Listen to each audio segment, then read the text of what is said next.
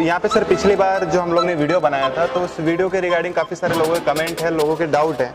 तो पहला डाउट जो है यहाँ पे चेयरमैन अमित तिवारी जी ने पूछा है कि भाई टोटल कॉस्ट मतलब टोटल खर्चा कितना आएगा including battery, motor, charging kit और जो भी एसेसरीज इसमें लगेगी, तो ओवरऑल कॉस्टिंग कितना जाएगा। फाइनल में मैंने कन्वर्ट कराई तो मेरे जेब से कितने रुपए कटेंगे इसमें। ठीक है, तो ये जो किट है तो ये टोटल अगर एंटायर किट लेते हैं आरटीओ अप्रूव्ड किट, तो जिसमें आपको 4 किलोवाट का मोटर, उसका ड्रम ब्रेक सिस्टम भी जो है तो आप बाद में भी मेंटेनेंस में पल्सर का ड्रम ब्रेक यूज कर सकते हैं। देन जो पैनलिंग दिख रहा है, पैनलिंग आ गया। देन वायरिंग हार्नेस, उसका डिजिटल मीटर, ये सब चीज़ें जो है, battery level indication, DC converter, MCB, ये एंटायर किट जो है वो 35,000 में आता है। Okay, including GST? नहीं, जीएसटी इसमें अलग से लगेगा क्योंकि जीएसटी जो है तो वो हमारे पास में नहीं आता है, वो गवर्नमेंट को पे करना पड़ता है। तो 35,000 का ये कंप्लीट किट होता है। अभी ये किट के बाद में आपको बैटरी आप रेंट पे ले सकते हैं, स्वैपेबल सिस्टम से ले सकते हैं, या फिर अगर खुद परचेस करनी है तो अराउंड 450 रुपीज़ पर किलोमीटर के हिसाब से आपको बैटरी कॉस्ट जाता है। मतलब आपको अगर 100 किलोमीटर बाइक चलानी है तो अराउंड 45,000 तक का बैटरी आपको मिल जाता है। मतलब 45 बैटरी, 35 ये और प्लस जीएसटी मींस 90 के ऊपर 90,000 95,000 तक ये कंप्लीट किट जाता है।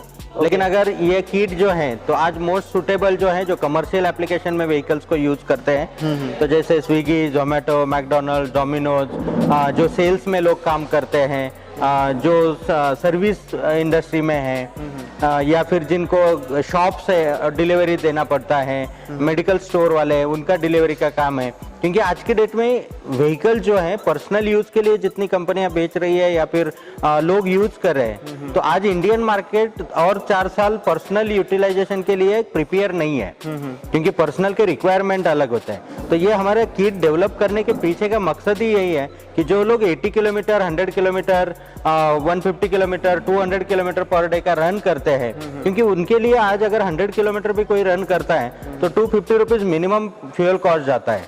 मतलब 7,500 रुपए महीने का कॉस्ट हो गया। 90,000 रुपीज वो हर साल पे कर रहा है पेट्रोल के ऊपर, उसके लिए इफेक्ट करता है। और मेन खास बात क्या है कि इस किट की वजह से आपका जो मॉडल है स्प्लेंडर का वो एग्जिस्टिंग है।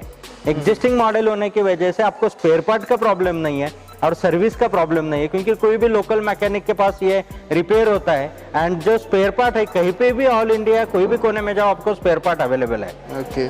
और सर दूसरा क्वेश्चन ये लोग पूछ रहे हैं कि ओवरऑल अगर कॉस्टिंग देखने जाए तो 95 हमारा जा रहा है कन्वर्जन में, प्लस बाइक जो हमारी वो एक्स्ट्रा, तो 1 लाख के ऊपर ये जा रहा है। रेंज हम लोग को लगभग 100 के आसपास मिल रहा है, स्पीड भी लगभग 80 के आसपास मिल रही है।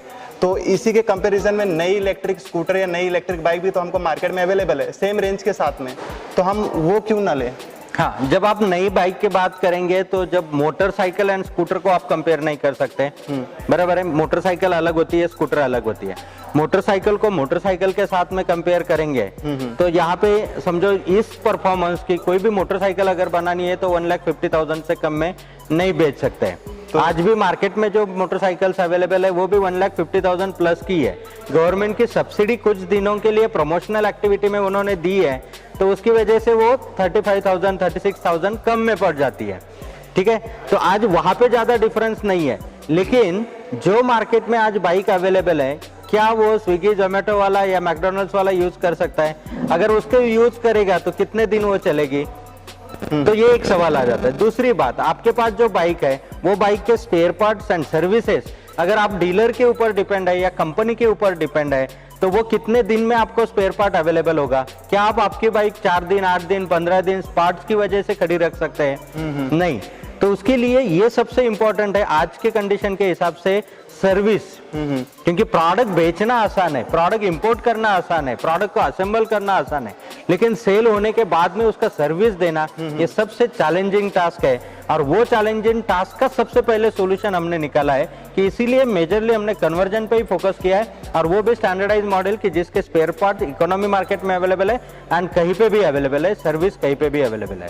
ओके, जैसे कि नहीं इसमें आपने जैसे बताया कि ये जो बाइक है नॉर्मली जो स्विगी वाले हो गए, जोमेटो वाले हो गए, उनके लिए काफ़ी बेटर है, लेकिन जो नॉर्मल जो स्कूल जाते हैं या जॉब करने जाते हैं तो उनको तो कोई इतना हैवी काम के लिए तो रिक्वायरमेंट होती नहीं है। पर्सनली बस उनको यहाँ से ऑफिस जाना, यहाँ पे आना, ऑफिस लगभग 60-70 किलोमीटर जो भी उनका हो, तो उनके लिए तो नॉर्मल स्कूटर भी चल जाएगी या फिर नॉर्मल बाइक भी चल जाएगी। बराबर है। तो इसका फिर क्या मतलब, वो चाहे तो उस पर भी जा सकते हैं, उनके लिए वो भी ऑप्शन तो है। हाँ, अभी जो स्कूटर का कस्टमर है तो स्कूटर वाला स्कूटर ही पसंद करता है, मोटरसाइकिल वाला मोटरसाइकिल ही पसंद करता है। तो स्कूटर के लिए जो हमारे स्कूटर कन्वर्जन किट आ रहे हैं, तो उसमें दोनों ऑप्शन हम लोग रख रहे हैं, इकोनॉमी भी और परफॉर्मेंस बेस वाला भी। अभी ये जो मॉडल है पर्टिकुलर, इसका जो परफॉर्मेंस आता है आपको 350 सीसी प्लस का आउटपुट आपने, परफॉर्मेंस में इसको कोई बीट नहीं कर सकता, वो तो मैंने चलाया, इसकी टेस्टिंग। अभी नॉर्मल यूजर का भी हम कैलकुलेशन करते हैं, जो समझो एक 40 किलोमीटर 50 किलोमीटर पर डे का रन होता है, तो उन पर्सन के लिए भी आज 40-50 किलोमीटर में भी 1 लीटर का पेट्रोल जाता है। 100 रुपए का पर डे का पेट्रोल कंजम्पशन हो रहा है, 3,000 रुपए महीने का हो गया, 36,000 रुपए साल का हो गया, 3 साल का बैटरी का वारंटी है, देन मोटर का वारंटी है। तो ये सब चीजों के हिसाब से अगर आप ROI देखेंगे तो 2.5 से 3 साल में नॉर्मल यूजर को भी ROI मिल जाता है।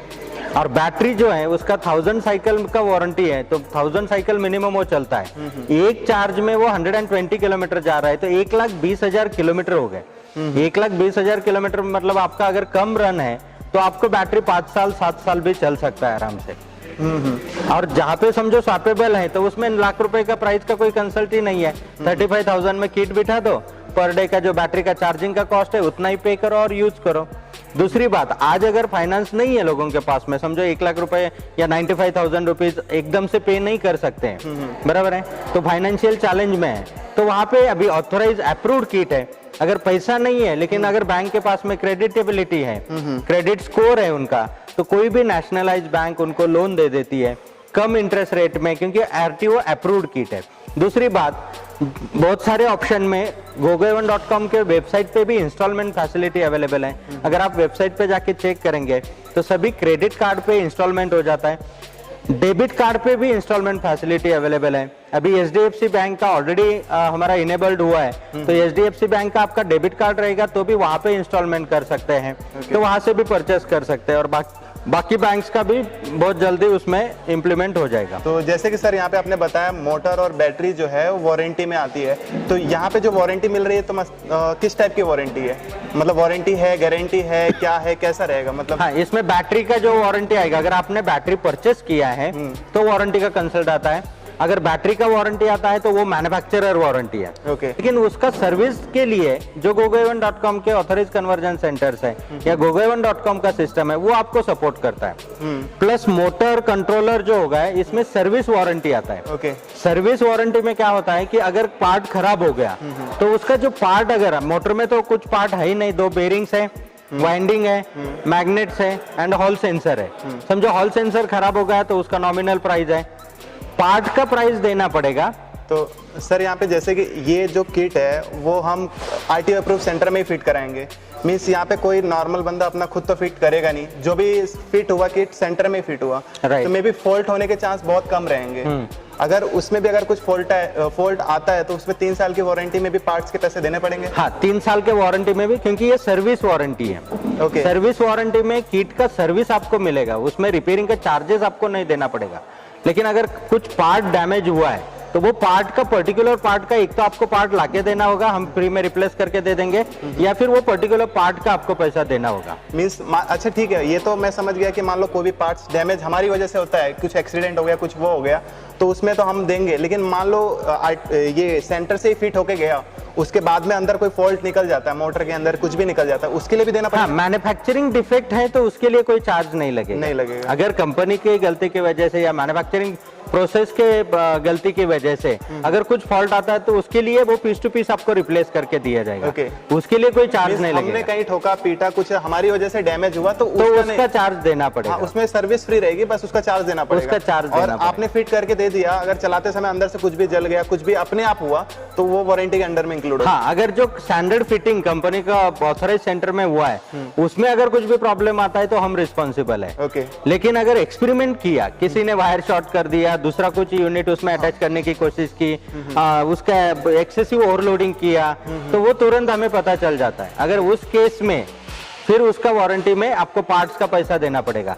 कोई एनी कंडीशन, अभी जैसे फिजिकल डैमेज होता है या फिर वाइंडिंग जल जाता है, तो मोटर में वाइंडिंग जलने का कोई कंपनी, आप कोई भी कंपनी का मोटर लेंगे तो वाइंडिंग जलने का वारंटी में नहीं आता है या गारंटी में नहीं आता है। लेकिन यहाँ पे आप वाइंडिंग भी जला दो, कोई प्रॉब्लम नहीं है। वाइंडिंग का जो वायर लगेगा, वायर का तो पैसा आप दोगे ना, वायर फिटिंग का नहीं देना है आपको, वाइंडिंग करने का पैसा नहीं देना है। या आप वायर, हम गेज बोल देंगे आप लाके दे दो, हम फ्री में फिट करके देते हैं, वाइंडिंग भी करके देते हैं। मतलब जो सर्विस दे रहे हैं तो मार्केट के स्टैंडर्ड के हिसाब से सरप्लस भी दे रहे हैं। बहुत बार क्या होता है कि वारंटी सुनने के लिए अच्छा लगता है, लेकिन जब एक्चुअली आप लेने जाते हो तो वो टाइम पे कितना मिलता है। तो यहाँ पे हम लोग शुरू में बताते समय आपको रिस्ट्रिक्टेड बता रहे, लेकिन देते समय जो मिल जाता है कि वो फ्री हैंड हम लोग रखते हैं वहाँ पे। अच्छा, तो जैसे कि आपने यहाँ पे कहा कि इस पे हम इंश्योरेंस भी क्लेम कर सकते हैं। इंश्योरेंस भी क्लेम कर, मान लीजिए अगर मेरी गाड़ी का एक्सीडेंट हो गया तो उस समय इंश्योरेंस क्लेम, मान लो आपके सेंटर में आ गया तो वहां से इंश्योरेंस क्लेम हो जाएगा और जो भी डैमेज पार्ट है वो सब कुछ हो जाएगा वहां से। हाँ, अभी इंश्योरेंस में जिस तरीके से इंश्योरेंस के नॉर्म्स के हिसाब से उन्होंने पार्शियल डैमेज के लिए कितना दिया हुआ है, फुल्ली डैमेज के लिए कितना दिया हुआ है, तो वो इंश्योरेंस कंपनी के नॉर्म्स के हिसाब से वो इंश्योरेंस क्लेम कर सकते हैं। ओके, मींस जो पार्ट वारंटी के अंडर में है, वो वारंटी के मतलब अंदर से कुछ फॉल्ट आता है तो वो आप करेंगे, अगर बाहर से कुछ टूटता फूटता है तो उसके पार्ट्स के चार्ज देने पड़ेंगे, बाकी सर्विस फ्री में है। सर्विस और इंश्योरेंस में है तो फिर वो इंश्योरेंस में है तो इंश्योरेंस कंपनी उसका पे करेगी। ओके, तो सर्विस का हम नहीं लगाएंगे और पार्ट आपको इंश्योरेंस कंपनी दे सकती है, इंटरनल पार्ट का नहीं देगी। अगर एक्सीडेंटली मेजर डैमेज है तो उस केस में वो कंपनी दे सकती है, इंश्योरेंस कंपनी दे सकती है। ओके। तो सर यहाँ पे बहुत से लोग बोल रहे हैं कि कन्वर्जन में ही हमको 1 लाख रुपए चल रहा है, तो हम क्यों ना स्कूटर या फिर जो रिवॉल्व चल रहा है उसको क्यों ना खरीद ले। हाँ, तो वही मैंने बताया कि स्कूटर को आप कंपेयर नहीं कर सकते मोटरसाइकिल के साथ में। तो ये इसके साथ में परफॉर्मेंस वाला मोटरसाइकिल अगर कोई भी कंपनी बनाती है तो 1.5 लाख से कम में नहीं बेच सकती है। तो इसको हम रिवॉल्व के साथ कंपेयर कर सकते हैं।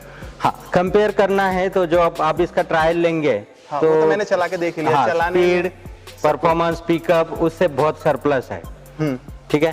दूसरी बात, इसके मेजर जो एडवांटेज मिल रहा है कि वो जो गाड़ी बनी हुई है तो वो इंडियन रोड कंडीशंस के हिसाब से, इंडियन यूजर के माइंडसेट के हिसाब से, या फिर इंडियन जो टेरेंट्स है उस हिसाब से बनी है क्या।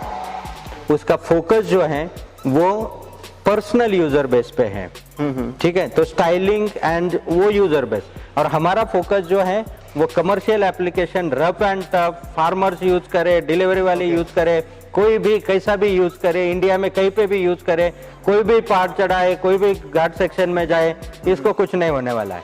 तो मतलब जो एक्चुअली इंडिया को प्रोडक्ट चाहिए रफ एंड टफ, कोई कैसा भी यूज कर सकता है, तो वो मेन हमारा फोकस है। ठीक है।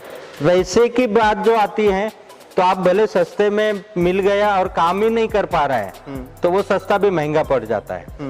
ठीक है, तो सस्ता महंगा कुछ नहीं होता है कि जो प्रोडक्ट है, हाँ, इस प्राइस में कोई दूसरी कंपनी यही स्टैंडर्ड, यही क्वालिटी, यही परफॉर्मेंस अगर मैच करके दे हुए तो हम उससे और सस्ते, मतलब उससे कॉम्पिटिटिव प्राइस में हमेशा दे सकते हैं, ये मैं आपको गारंटी दे सकता हूँ। ओके, तो मीन्स ये जो बेसिकली आपने जो ये बाइक कन्वर्जन किया है ये कमर्शियल पर्पस के लिए है।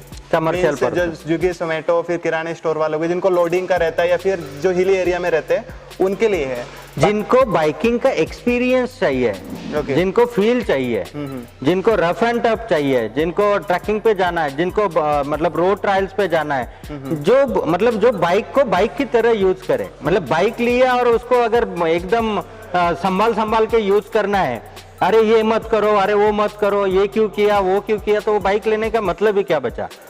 या उसका कुछ अगर पार्ट नहीं मिल रहा है, कुछ अगर सर्विस नहीं मिल रहा है तो वो मीनिंग नहीं बचता है। तो आप यूजर को नहीं बोल सकते कि ऐसा ही यूज करो या फिर ये प्रिकॉशन ले लो। उसने पैसा दिया है, उसको जैसा यूज करना है वो करेगा, उसका पूरा फायदा उठाना, उसका पूरा यूज करना ये उसका अधिकार है, उसको हम नहीं छीन सकते। तो इसीलिए जो सेगमेंट है, जो मैच्योर्ड है, जो नॉलेजेबल है, जो टेक्नोलॉजी को जानता है, जो परफॉर्मेंस को पसंद करता है, ये उन लोगों के लिए है। ओके, जिसके पास पैसा नहीं है तो वो पैसा क्यों नहीं है, तो उसका सोल्यूशन वो ढूंढे। ये परफॉर्मेंस चाहिए, ये पावर चाहिए, तो ये पावर और परफॉर्मेंस इससे बहुत हायर प्राइस में मार्केट में अवेलेबल है। वो हमने जितना लोएस्ट हो सकता है उसमें करके दिया है। इसके नीचे जाएंगे तो क्वालिटी कॉम्प्रोमाइज करना पड़ेगा या फिर परफॉर्मेंस ड्रॉप करना पड़ेगा। तो परफॉर्मेंस ड्रॉप करना है या क्वालिटी कॉम्प्रोमाइज करना है, तो और वो फिर सर्विस नहीं दे पाएगा, तो अगेन वहां पे कस्टमर चैलेंज रहेगा। तो यहाँ पे जैसे कि ये तो हो गया आपने जो हिली एरिया में रह गए, फिर जिनका रफ एंड टफ काम है उनके लिए हो गया। लेकिन जो सिटी में रहते हैं, नॉर्मली सिटी में कोई भी 40-50 के ऊपर नहीं चलाता, उसका राइडिंग जो रहता है 60 के अंडर में रहता है। तो उसके रिगार्डिंग मार्केट में स्कूटर जो बाइक अवेलेबल है वो इससे कहीं ना कहीं सस्ते में मिल जाता है और रेंज भी इससे कहीं ना कहीं सेम मिल जाता है। तो वो उस पर भी तो स्विच कर सकता है जो सिटी राइड के लिए, जिसको रफ एंड टफ नहीं चाहिए, जैसे जो स्कूल जा रहे हैं और जो जॉब के लिए जा रहे हैं, तो उनको क्या है, पर्सनल चाहिए, उसमें कुछ उनको हैवी लोड वाला काम नहीं करना है। बराबर है। तो या फिर आपका कोई दूसरा वेरिएंट आ रहा है क्या कि उस बजट के अंदर सिटी राइड के अंदर चला सके, उतना बजट ना देके? परफेक्ट क्वेश्चन पूछा आपने। जनरली जो इलेक्ट्रिक व्हीकल है आज ही नहीं बिक रहे इंडिया में, 2000 से बिक रहे हैं, बराबर है। सभी कंपनियां अपने अपने हिसाब से अच्छी क्वालिटी देते हैं, अपने अपने हिसाब से अच्छी सर्विस देते हैं, अपने अपने हिसाब से लोएस्ट प्राइस देने की कोशिश करते हैं। तो मार्केट में 40-50 हजार से भी इलेक्ट्रिक व्हीकल्स मार्केट में अवेलेबल है। लेकिन आज अगर थोड़ा आप सर्वे करोगे तो जितने कंपनियों ने, अभी कंपनी सब कुछ अच्छा देना चाहती है, कंपनी अच्छा सर्विस भी देना चाहती है, सब कुछ अच्छा देना चाहती है, लेकिन मार्केट का करंट जो सिचुएशन है वो इलेक्ट्रिक व्हीकल के लिए, पर्सनल यूजर बेस के लिए सुटेबल नहीं है। नॉर्मल व्हीकल जब आप यूज करते हो तो पिछले 10 साल, 20 साल, 30 साल से आप यूज कर रहे हैं, कितनी बार कंपनी के पास वारंटी के लिए गए? नहीं जाते हैं। पेट्रोल व्हीकल के लिए जनरली कोई नहीं जाता है। क्यों? क्योंकि मार्केट में हर जगह पे सर्विस अवेलेबल है, स्पेयर पार्ट अवेलेबल है। कौन वारंटी में 2 दिन रुकेगा, अपना यहाँ पे थोड़ा खर्चा भी हो रहा है तो वो इंस्टॉल करके ये करता है। लेकिन इलेक्ट्रिक व्हीकल में क्या होता है, कहीं पे स्पेयर पार्ट ही अवेलेबल नहीं है, कहीं पे सर्विस ही अवेलेबल नहीं है, तो उसको डिपेंड डीलर पे रहना पड़ता है, डीलर को डिपेंड मैन्युफैक्चरर पे रहना पड़ता है, और मैन्युफैक्चरर इंपोर्ट मॉडल अगर बेच रहा है तो उसको डिपेंड इंपोर्ट पे रहना पड़ता है। अगर इंपोर्ट में चैलेंज आ गया, चाइना में प्राइस बढ़ गया, वो टाइम पे माल नहीं पहुंच गया, तो मैन्युफैक्चरर डीलर को नहीं दे पाता है, डीलर कस्टमर को नहीं दे पाता है। तो ये चैलेंज की वजह से आज बहुत सारी कंपनियां अच्छा काम करने के बावजूद भी कस्टमर सेटिस्फाइड नहीं है, बहुत अच्छा काम करने के बावजूद भी डीलर सेटिस्फाइड नहीं है, बहुत अच्छा काम करने के बावजूद भी कंपनियों का नाम खराब हो चुका है। ये क्यों हो रहा है? क्योंकि ये वो दे नहीं रही है अच्छा, ये प्रॉब्लम नहीं है। मार्केट का जो इंफ्रास्ट्रक्चर है, इस्टेब्लिशमेंट है, आफ्टर मार्केट स्पेयर पार्ट्स है, लोकली स्पेयर पार्ट्स अवेलेबिलिटी है, ये जब तक इस्टेब्लिश नहीं होता है तब तक पर्सनल यूज का कस्टमर सेटिस्फाइड नहीं हो सकता है। सर यहाँ पे जैसे कि बाइक का कॉस्टिंग जो है 1 के आसपास जा रहा है, तो नॉर्मली जो सिटी राइड, मतलब जो सिटी में रहते हैं उनके लिए उतनी स्पीड मैटर नहीं करता, उतना रफ एंड टफ उन लोग यूज नहीं करते हैं, तो उनके लिए कहीं ना कहीं 1 लाख एफर्ट करना बहुत ज्यादा हो जाएगा। तो कोई कम रेंज में ऐसा कुछ नहीं है कि जो मिल जाए लोगों को और जो लोगों के बजट में भी बैठ जाए, उनका काम भी हो जाए? ठीक है, इसमें भी 1 लाख अफोर्ड करना मतलब बैटरी परचेस करते तो 1 लाख का उनको वो तो लेना ही पड़ेगा ना सर। हाँ, अगर नई परचेस करते, सैपेबल लेते तो 35,000 में हो रहा है। दूसरी बात, नए जो मॉडल हम लोग डेवलप कर रहे हैं, क्योंकि इंडिया में अभी गवर्नमेंट ने भी सब्सिडी जो दिया हुआ है, लेकिन लिमिटेड क्वांटिटी पे दिया हुआ है, तो वो कितने लोगों तक पहुंचेगा आपको परचेस करने तक, या फिर हमें मॉडल डेवलप करके डिलीवर करने तक वो बचेगा, रहेगा नहीं रहेगा, वो डाउटफुल है। लेकिन जो कम स्पीड वाला और इकोनॉमी इसके लिए, जो डिलीवरी सेगमेंट के लिए भी एंड जो पर्सनल यूज के लिए एक नया मॉडल हम लोग डेवलप कर रहे हैं, लेकिन उस मॉडल में वो मॉडल ऐसा दे रहे हैं कि 100% पार्ट्स इंडियन मेक रहेंगे, उसमें मेंटेनेंस मतलब प्लास्टिक पार्ट कोई भी नहीं रहेगा, सभी मेटल पार्ट्स में ही वो आएंगे, एंड कंप्लीटली एल्यूमिनियम स्ट्रक्चर में उसको डेवलप कर रहे हैं। तो वो प्राइस वाइज भी कम रहेगा, परफॉर्मेंस में बेटर रहेगा, मतलब नॉर्मल कंपेरेटिव व्हीकल्स के इसमें परफॉर्मेंस में बेटर रहेगा, लेकिन उसमें मेन जो टेक्नोलॉजीज हम लोग यूज कर रहे हैं, तो मैन्युफैक्चरिंग प्रोसेसेस को इतना सिंप्लीफाई कर रहे हैं कि उसको हम लोग अच्छी क्वालिटी भी एक बजट प्राइस में उसको डिलीवर कर सकते हैं। क्योंकि आज नॉर्मली देखने जाए ना तो इलेक्ट्रिक कन्वर्जन या हाइब्रिड कुछ भी करते हैं ना, नॉर्मल पीपल से जहाँ से जितना मैं बात करता हूँ, उनका बजट है ना 30 to 40 के बीच में रहता है, इंक्लूडेड बैटरी। बोले मैं लास्ट टू लास्ट 40 तक मैं अफोर्ड कर सकता, उससे ज्यादा मैं पुरानी बाइक के लिए अफोर्ड नहीं कर सकता, इससे अच्छा मैं अपनी नई इलेक्ट्रिक व्हीकल ले लूँ। तो उस बजट के अंदर अगर कोई नया आता है तो मीन्स सभी लोग उसको यूज कर सकते हैं। हाँ, उसके लिए अभी कैसा है कि 30-40,000 में अगर आपको रेंज चाहिए और बैटरी का कॉस्ट आप निकाल लेते हो, लिथियम बैटरी चाहिए, तो वो टेक्निकली रॉन्ग एक्सपेक्टेशन है, बराबर है। मतलब मुझे फ्लाइट से भी जाना है और बस का टिकट पे करना है, तो वो पॉसिबल नहीं है, बराबर है। तो उसके लिए आइदर मुझे फ्लाइट का कैपेसिटी मेरा लाना पड़ेगा या फिर बस से कॉम्प्रोमाइज करके मुझे जाना पड़ेगा। तो बस का टिकट में बस से ट्रैवल कर सकते हैं, फ्लाइट का टिकट निकालेगा तो फ्लाइट से ट्रैवल कर सकते हैं। तो इकोनॉमी मॉडल में सेकंड वर्जन आएंगे, लेकिन उस हिसाब में वो मतलब वहां पे फिर क्या हो जाता है कि नहीं, फिर इसका तो 50-60 का स्पीड मिल रहा है, हमें तो 80-90 का स्पीड चाहिए। तो वो दोनों ऑप्शन अवेलेबल रख सकते हैं इन फ्यूचर। 26 जनवरी को जो हम नेक्स्ट लॉन्च कर रहे हैं, तो उसमें आने वाले 26 जनवरी को तो वो मॉडल भी आपको मैं प्रेजेंट करूंगा कि जो अभी सिंप्लीफाई मैन्युफैक्चरिंग टेक्निक से हम लोग बना रहे एंड लार्ज स्केल प्रोडक्शन के हिसाब से जो बना रहे एंड कंप्लीट बाई एल्यूमिनियम में रहेगा। मतलब कहीं पे भी उसमें एमएस या फिर करोजन हो सकता है ऐसा पार्ट यूज नहीं किया जाएगा, और वो रफ एंड टफ भी रहेगा एंड इकोनॉमी भी रहेगा। तो दोनों चीजें का अचीवमेंट वहां पे कर रहे हैं। दूसरी बात, जो प्राइस रेंज आप बता रहे हैं, वो प्राइस रेंज में नॉर्मल कस्टमर को लेने के लिए बैटरी परचेस करने की जरूरत नहीं है। तो किट भी उनके प्राइस रेंज में आ रहा है 35,000 में, और बाइक भी नया अराउंड 35-40,000 में दे सकते हैं, उनको बैटरी परचेस नहीं करनी है। तो जो आज लोगों का रेंज का एक्सपेक्टेशन है और बैटरी का प्राइस है, तो उतने की बैटरी हो जाती है। अगर 50-60 किलोमीटर भी चलाना है तो भी अराउंड 25-30 हजार की बैटरी हो जाती है। तो 10,000 में तो गाड़ी नहीं बन सकती है, बराबर है। तो गाड़ी जो है अच्छे क्वालिटी की, अच्छे स्टैंडर्ड में, अच्छे परफॉर्मेंस के साथ में 40-50 हजार में गाड़ी दे सकते हैं। बैटरी स्वैपेबल यूज कर सकते हैं या फिर रेंट पे ले सकते हैं। फिर स्कूटर को लेके आ सकते हैं 40-50 के रेंज में। हाँ, स्कूटर भी आएगा ना, लेकिन स्कूटर भी आएगा तो चाइनीज पार्ट नहीं रहेगा उसमें या प्लास्टिक पार्ट्स नहीं रहेगा, वो पूरा मेटल पार्ट्स में और पूरा रफ एंड टफ। मतलब मेन हमारा जो मेन मकसद है कि इंडिया में कोई भी कोने में कोई भी इंसान कैसा भी यूज करे, वो गाड़ी खराब नहीं होनी चाहिए। मेन ये पर्पज के हिसाब से हम डेवलप कर रहे हैं, क्योंकि आज के डेट में जनरल मॉडल के बहुत सारे इन्वेंट्री भी हमारे पास में है, लेकिन हम डिलीवरी नहीं कर रहे। क्यों? क्योंकि आज यूजर का जो माइंडसेट है वो हिसाब से वो हमें ही पसंद नहीं आ रहा है। तो सर, यहाँ पे मार्केट में जो भी पुरानी स्कूटर हो चुकी है, जो उसको इलेक्ट्रिक में कन्वर्ट करना चाहता है, तो उसके लिए भी आपने कुछ सोचा है क्या? हाँ, जो एग्जिस्टिंग स्कूटर्स है, लोगों के बजट में बैठ जाए, जो एग्जिस्टिंग स्कूटर्स है, और उसमें समझो दो टाइप के किट बनते हैं, एक तो हाइब्रिड बनेगा या फुली इलेक्ट्रिक बनेगा।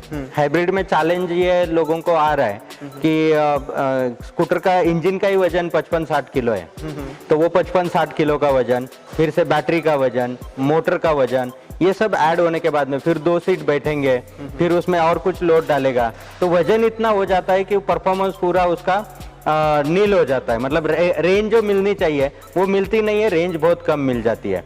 तो कुछ लोग अभी पसंद कर रहे हैं कि फुल्ली इलेक्ट्रिक कन्वर्ट करने के लिए। हाँ, लेकिन तो स्कूटर में हाइब्रिड करना हो या फुल्ली इलेक्ट्रिक करना हो, तो इतने लो परफॉर्मेंस में हम अपने ब्रांड से नहीं लॉन्च कर रहे हैं, लेकिन उसका टेक्नोलॉजीज हमारे पास में है, कंपोनेंट्स हमारे पास में है। अगर कोई भी कंपनी उनके ब्रांड से लॉन्च करना चाहती है तो उनको हम पूरा सपोर्ट करने के लिए रेडी है।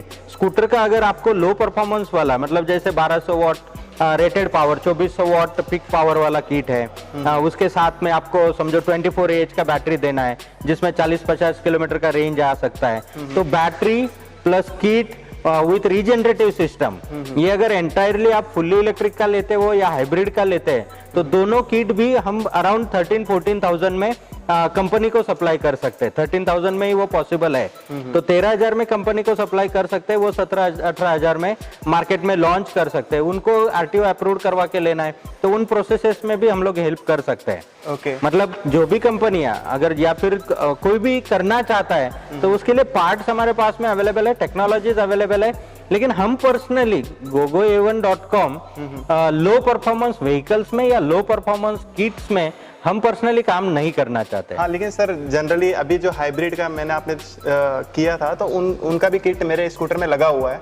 हालांकि मैं अभी इसको यूज़ भी कर रहा हूँ, परफॉर्मेंस भी ओवरऑल सिटी राइड के लिए जितना चाहिए उतना है, और रेंज भी मुझे लगभग 50-60 तक आराम से मिल जाती है, और उसका भी कॉस्टिंग लगभग 45-50 तक चला जाता है। तो कहीं ना कहीं बजट में बैठ जाता है और मुझे रिक्वायरमेंट है वो पूरी कर देता है। बराबर है। तो जो 45-50 तक जा रहा है तो वो 35 तक भी नीचे लेके आ सकते हैं। ओके, हाँ। तो उसमें पॉसिबल है, उसमें कुछ बड़ी बात नहीं है। और ऑलरेडी कंपोनेंट्स जो है तो उसका कॉस्टिंग उतना नहीं जाता है। तो लेकिन हम पर्सनली उस रेंज में काम नहीं करना चाहते, बराबर है। तो gogoevan.com से वो किट नहीं मिलेगा। वो किट आपको चाहिए तो जो भी मैन्युफैक्चरर्स है या आप अपने हिसाब से बेचना चाहते हैं तो कंपोनेंट्स हमारे पास में अवेलेबल है, आप लेके जाइए, आप अपना किट बना के तो बेचिए। उसमें भी आरटीओ का कुछ रहेगा? हाँ, उसमें फिर आपको अगर आरटीओ अप्रूव करवाना है किट तो वो भी हम लोग आपको प्रोसेस में हेल्प कर सकते हैं, क्योंकि कंपोनेंट्स अप्रूव्ड है। तो कंपोनेंट्स अप्रूव्ड है तो आपके कंपनी के नाम से हम लोग वो अप्रूवल भी आपको चाहिए तो करवा के दे सकते हैं। उसका जो कॉस्टिंग आएगा वो आपको पे करना होगा। ओके। तो गाइस यहाँ पे जितने भी मेन क्वेश्चन आपने वीडियो के नीचे कमेंट किए थे तो ऑलरेडी मैंने उसके सारे रिप्लाई दे दिए हैं। अगर अभी भी आपको लगता है कुछ डाउट है तो आप मुझे वीडियो के नीचे कमेंट कर देना। आने वाला नेक्स्ट विजिट अगर कभी भी होगा तो मैं कोशिश करूंगा कि आपके कमेंट का जितना भी रिप्लाई है वीडियो के नीचे या स्पेशल उसके लिए वीडियो बना दूंगा। बाकी वीडियो अच्छा लगा तो लाइक कर देना, शेयर कर देना, सब्सक्राइब कर देना। मिलते हैं नेक्स्ट वीडियो में। जय हिंद, जय भारत। Thank you sir.